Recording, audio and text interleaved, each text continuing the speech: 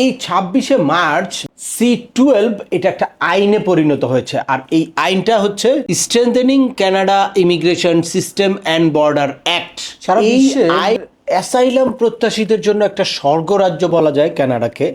যেই দেশে সবচেয়ে বেশি অ্যাসাইলাম অ্যাপ্রুভ করে সেই দেশটার নাম হচ্ছে কানাডা। আর এই কানাডাতে রিসেন্টলি ইমিগ্রেশন আইনে বা এই অ্যাসাইলাম সিস্টেমটাতে একটা বড় ধরনের পরিবর্তন এসেছে, যেটা নিয়ে অনেকের ভিতরেই একটা সংশয় বা সন্দেহ কাজ করছে, ভয় কাজ করছে যে এখন কি কানাডায় অ্যাসাইলাম করা বন্ধ হয়ে যাবে বা কানাডায় কি এখন আমরা আর যে কোনো রকম আশ্রয়ের জন্য আবেদন করতে পারবো না। তো তাই আপনাদের জন্য আজকে শেয়ার করব যে এই নতুন আইনে কি ধরনের পরিবর্তন আসলো বা এই নতুন আইন অনুযায়ী কি সুবিধা পাবে অ্যাসাইলাম প্রত্যাশীরা। চলুন শুরু করা যাক। তার আগে বলে নিচ্ছি, যারা আমাদের চ্যানেলে নতুন বা আমাদের চ্যানেলটি এখনও সাবস্ক্রাইব করেনি, please hit the subscribe button. আর যারা অলরেডি সাবস্ক্রাইব করেছেন তাদেরকে অসংখ্য ধন্যবাদ।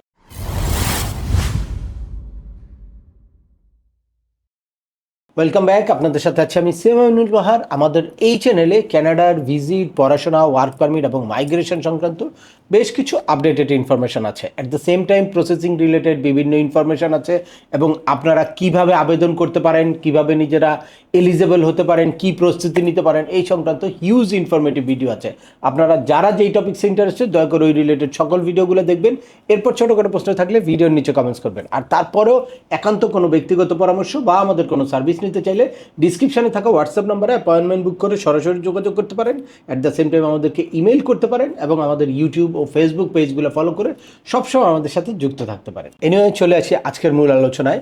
রিসেন্টলি অর্থাৎ এই 26শে মার্চ বহুল আলোচিত একটা বিল C-12 এটা একটা আইনে পরিণত হয়েছে। আর এই আইনটা হচ্ছে strengthening Canada immigration system and border act. মূলত এই নতুন আইন অনুযায়ী কানাডার ইমিগ্রেশন সিস্টেমে 4টা বড় ধরনের পরিবর্তন আসছে। তার মধ্যে নাম্বার 1 হচ্ছে new eligibility requirement for asylum claim, অর্থাৎ অ্যাসাইলাম ক্লেম করার ক্ষেত্রে নতুন করে কিছু এলিজিবিলিটি রিকোয়ারমেন্ট আসছে।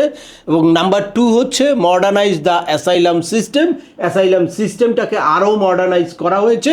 নাম্বার 3 হচ্ছে ডোমেস্টিক ইনফরমেশন শেয়ারিং এবং ডোমেস্টিক বিভিন্ন ইনফরমেশন শেয়ারিং সিস্টেমটাকেও ডেভেলপ করা হয়েছে। At the same time last হচ্ছে ইমিগ্রেশন ডকুমেন্ট অ্যান্ড অ্যাপ্লিকেশন অথরিটিকে আরও স্ট্রং করা হয়েছে। মূলত ফার্স্ট যেই পরিবর্তনটা এসেছে সেটা হচ্ছে new eligibility for asylum claim. তো এই অ্যাসাইলাম ক্লেমের ক্ষেত্রে আগে যে কোনো সময়ই কানাডার ভিতরে থাকা অবস্থায় যে কেউ আবেদন করতে পারতো, অ্যাসাইলাম ক্লেম করতে পারতো। বাট এখন 1 বছরের মধ্যে তাকে অবশ্যই অ্যাসাইলাম ক্লেম করতে হবে। যদি 1 বছরের মধ্যে কেউ অ্যাসাইলাম ক্লেম না করে তাহলে পরবর্তীতে সে আর অ্যাসাইলাম ক্লেম করতে পারবে না বা তার এই অ্যাসাইলাম অ্যাপ্লিকেশনটা অ্যাকসেপ্ট হবে না।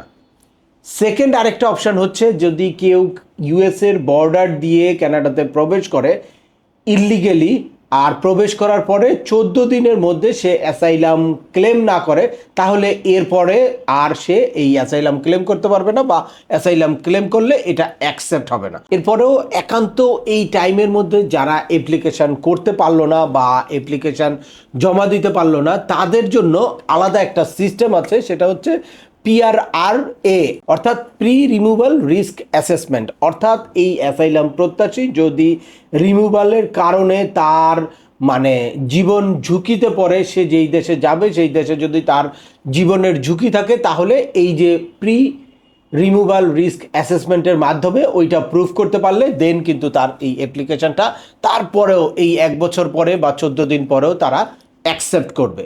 দ্যাটস ওয়াই আপনাদের অবশ্যই খেয়াল করতে হবে যে 1 বছরের মধ্যে অথবা ইউএসএ থেকে আপনারা যদি কানাডার ভিতরে আসেন তাহলে 14 দিনের মধ্যে অবশ্যই আপনার অ্যাসাইলামটা সাবমিট করে ফেলতে হবে।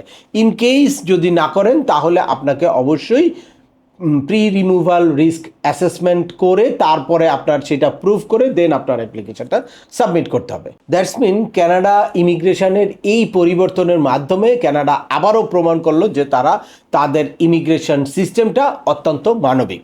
এরপরে আছে মডার্নাইজ অ্যাসাইলাম সিস্টেম, অর্থাৎ এই অ্যাসাইলাম সিস্টেমটাকে তারা আরও মডার্নাইজ করছে। দেখেন এখানে কি কি পয়েন্ট চলে এসেছে: simplify the online application process and reduce the need to answer duplicate question and complete multiple form. অর্থাৎ আগে বিভিন্ন জায়গায় একই প্রশ্নের উত্তর বারবার বারবার বারবার আপনাকে দিতে হতো বা বিভিন্ন জায়গায় বিভিন্ন ফর্ম ফিল আউট করতে হতো।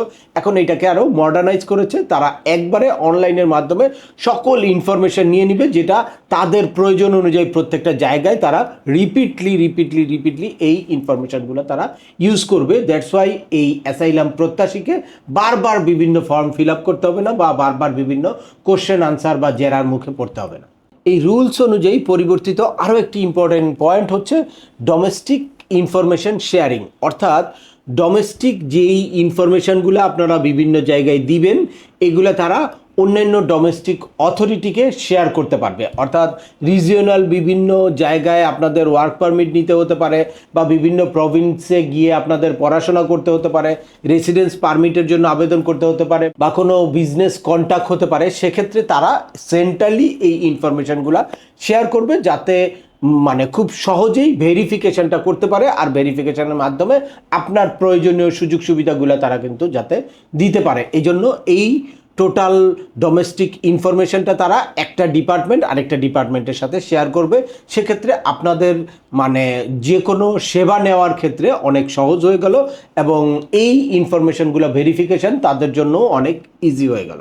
ফাইনালি ইমিগ্রেশন অ্যাপ্লিকেশন অথরিটিকে তারা আরও অনেক স্ট্রং করেছে বা তাদের পাওয়ারকে অনেক বৃদ্ধি করে দিয়েছে। সেক্ষেত্রে তারা যে কোনো অ্যাপ্লিকেশান যে কোনো সময় স্থগিত করতে পারবে বা একটা কোনো গ্রুপকে তারা স্থগিত করতে পারবে, যে কোনো ভিসাকে বাতিল করতে পারবে, যে কোনো কেস তারা ব্লক করে দিতে পারবে, এরকম একটা অথরিটি দেওয়া হয়েছে। তবে এইটা কোনো নির্দিষ্ট অথরিটি বা নির্দিষ্ট ডিপার্টমেন্ট একা পারবে না, এটা অবশ্যই আদার্স রিলেভেন্ট যেই অথরিটিগুলো আছে প্রত্যেকের কাছ থেকে তাদের পারমিশন নিতে হবে। অর্থাৎ পুরো গভর্নমেন্ট সিস্টেমে এই কোনো অ্যাপ্লিকেশনকে যদি বাদ দিতে হয় বা স্থগিত করতে হয়, তাহলে পুরো গভর্নমেন্ট সিস্টেমকে রিড করে তারপর এই ডিপার্টমেন্ট তার এই ভিসাটাকে বা আবেদনটাকে স্থগিত করতে পারবে। তার মানে ইমিগ্রেশন আইনের নতুন এই পরিবর্তন নিয়ে আপনাদের আতঙ্কিত হওয়ার কোনো কারণ নাই। এই আইনের যেই পরিবর্তনটা সেটা অবশ্যই ইমিগ্রেশন প্রত্যাশীদের জন্য আরও অনেক সুফল বয়ে আনবে বা এই টোটাল সিস্টেমটাকে আরও অনেক মডার্নাইজ করবে। ইমিগ্রেশন প্রত্যাশীদের সুযোগ সুবিধাও আরও অনেক বৃদ্ধি হতে যাচ্ছে এই আইন অনুযায়ী। তাই আপনারা যারা কানাডার ভিতরে আছেন বা অ্যাসাইলামের জন্য আবেদন করবেন, তারা দ্রুত এই নতুন প্রক্রিয়া অনুযায়ী আবেদন করতে পারবেন। আর যারা প্ল্যানিং করছেন যে কোনোভাবে কানাডা ভিজিট করে বা ভিজিট ভিসা নিয়ে কানাডা গিয়ে তারপর আপনারা অ্যাসাইলাম ফাইল করবেন, বা আপনারা যদি একটা ভিজিট ভিসা নিয়ে রাখতে পারেন, তাহলে এটা আপনাদের একটা কি বলবো একটা স্ট্রং গ্রাউন্ড থাকতে পারে বা স্ট্রং পয়েন্ট হতে পারে। যে কোনো সময় আপনার যে কোনো প্রয়োজনে যে কোনো ক্ষেত্রে আপনার লাইফ থ্রেডিং কোনো ইস্যু আসলে তখন আপনি এই ভিজিট ভিসায় কানাডা গিয়ে তারপর কিন্তু আপনারা অ্যাসাইলামের জন্য আবেদন করতে পারবেন। সেই পথটা কানাডার ইমিগ্রেশন আইনে একদম পুরোপুরি উন্মোচিত রয়েছে। তো আজকের ভিডিওটি আর দীর্ঘায়িত করছি না। যদি আপনারা কানাডার ভিজিট, পড়াশোনা, ওয়ার্ক পারমিট বা মাইগ্রেশন সংক্রান্ত এরকম নতুন নতুন তথ্য পেতে চান বা প্রসেসিং রিলেটেড বিভিন্ন আপডেট পেতে চান, তাহলে আমাদের চ্যানেলটা সাবস্ক্রাইব করে বেল বাটনে ক্লিক করে সবসময় আমাদেরকে সমর্থন করবেন বা আমাদের পাশে থাকবেন। তারপরেও আপনাদের যদি কোনো রকম কোনো প্রশ্ন থাকে অবশ্যই আমাকে কমেন্টস করে জানাবেন। আর ভিডিওটি ভালো লাগলে বা তথ্যবহুল মনে হলে লাইক দিয়ে আপনার বন্ধুদের মাঝে শেয়ার করে দেবেন যাদের এই ইনফরমেশনগুলো অত্যন্ত প্রয়োজন। আবার দেখা হবে নতুন কোনো গুরুত্বপূর্ণ টপিকস নিয়ে। সে পর্যন্ত সবাই ভালো থাকবেন, সুস্থ থাকবেন এবং আমাদের চ্যানেলের সাথেই থাকবেন। আল্লাহ হাফেজ।